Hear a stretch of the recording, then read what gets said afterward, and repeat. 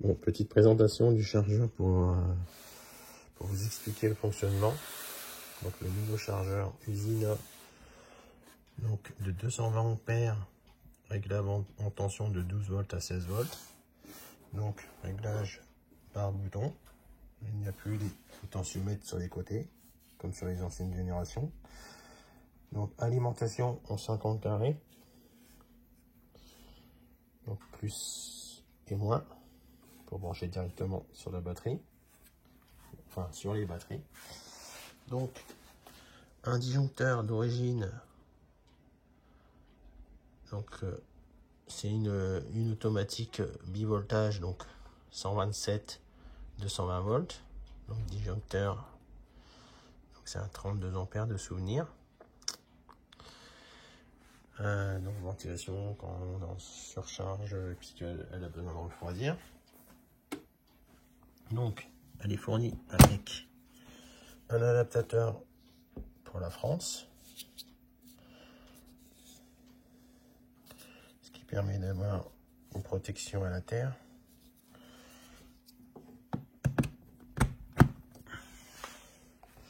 Donc on va allumer la bête.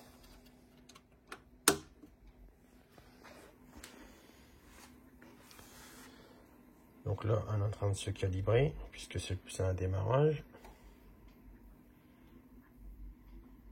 Donc là, elle était pré-réglée pour les premières vidéos à 14.4, 14.5.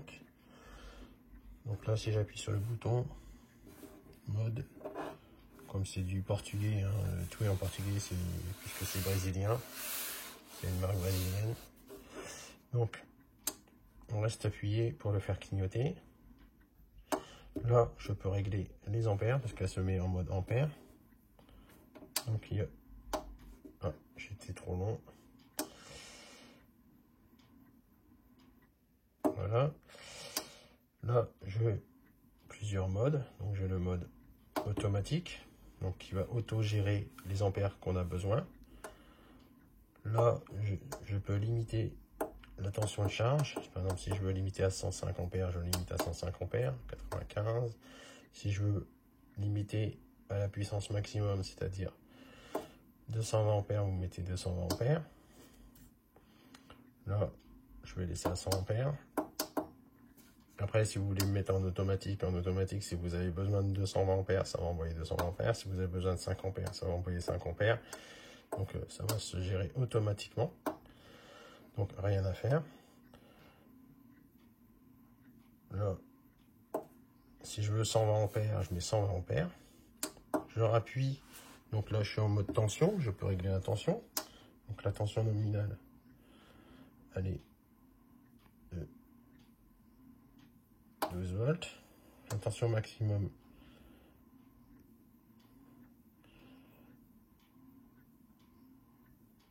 « 16 volts, comme indiqué. Hein. Pour un DLTO, je recommande un minimum de charge à 15,4.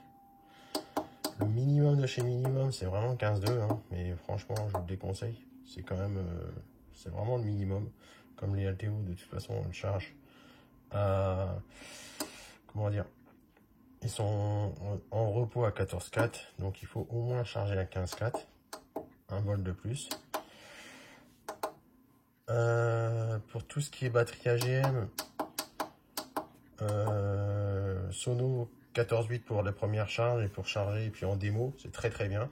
15 volts, on va dire que si jamais vous tirez vraiment dedans pour donner un petit coup de boost en plus, c'est bien, mais 15 volts c'est vraiment max.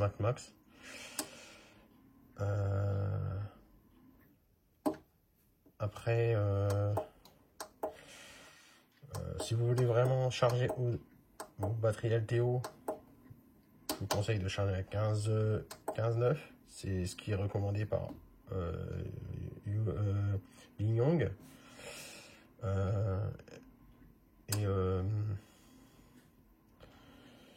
Donc après, au niveau des réglages, vous avez aussi un mode automatique pour la charge. Bon, honnêtement, à tester. Là, je le remets en mode 14.5. C'est très bien pour pour une maintien de charge en démo, 14,5 c'est très bien. Après on peut mettre à 14,6, 14,8. Ça dépend après du jus que vous avez. Après elle se recalibre toute seule. Donc, une fois qu'elle est calibrée, elle envoie cette tension. Une fois que c'est chargé, là c'est à 120 ampères. Une fois que c'est chargé, les ampères sont à 0.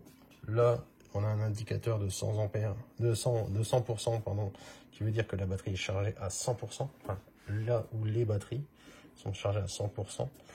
Ça doit être un indicateur qui dit que c'est en charge, je pense. Et ça, c'est quand c'est pas bien chargé. Il faut que je regarde vraiment la doc pour ça, parce que ça, il faut que je sois sûr de ce que je dis. Sinon, tout se fait par bouton, du coup.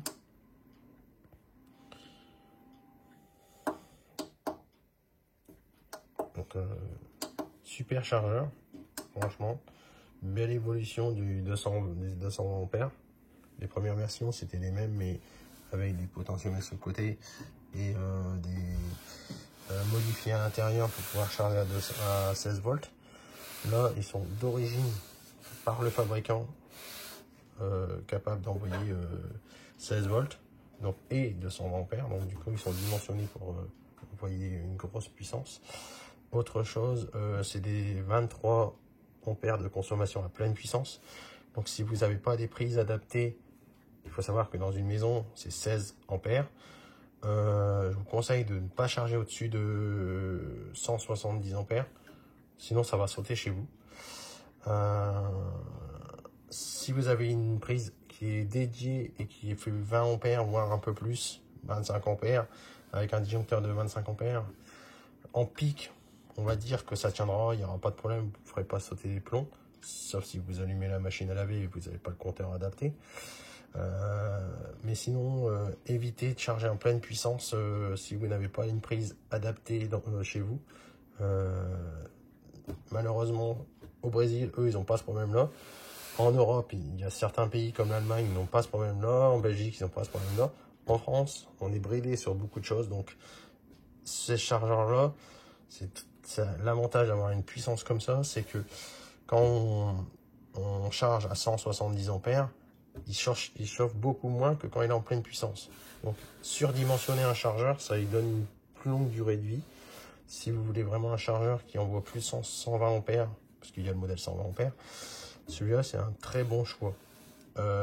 Après, que dire de plus? À tester avec des batteries, voir le fonctionnement. Mais pour moi, c'est l'un des plus aboutis de la gamme Usina. Parce qu'il y a déjà beaucoup de réglages. Ça, c'est bien. On a beaucoup plus de choix. Là, par exemple, là, c'est la tension que je mets pour charger des LTO, c'est le minimum. Après, hop, je me remets en ampères.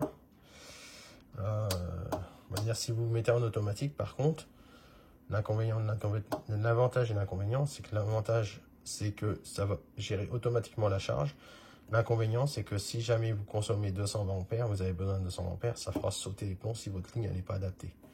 Là, pour le moment, je vais dire que ça en automatique, si vous chargez régulièrement, à voir si votre ligne est dimensionnée. Voilà, il se recalibre.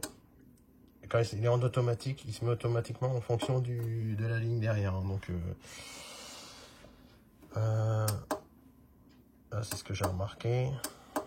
Là, je remets. Je vous conseille de plutôt définir une charge maximum. On peut mettre 100, 120 ampères, 130 ampères, ou 140 ampères, ou 150 ampères. 150 ampères. Oui, ils sont hypersensibles. Hein. Il faut à peine appuyer des fois pour monter 5 ampères ou descendre 10 ampères. C'est vraiment instantané. Allez, j'appuie à peine. Voilà, 160, 150. Vous mettez 150 ampères. Vous avez de quoi charger vraiment très vite en plus. Et là c'est réglé à 14,4 à 150 ampères. Hop. Là, je vais régler. Non, c'est réglé à 15,4 à 150 ampères. Donc, quand ça se recalibre, voilà, ça se remet à 15,5. Et là, ça sera limité à 150 ampères. Donc, n'hésitez pas, si vous avez des questions, allez sur le site. Donc, et envoyez-moi des messages. Si je peux vous répondre, je vous répondrai dans les plus brefs délais. Moi, si j'ai pas la réponse, de toute façon, j'ai mon fournisseur derrière qui me répond assez rapidement. Les chargeurs ne sont pas encore disponibles en grosse quantité parce que mon fournisseur en a pris très peu pour tester.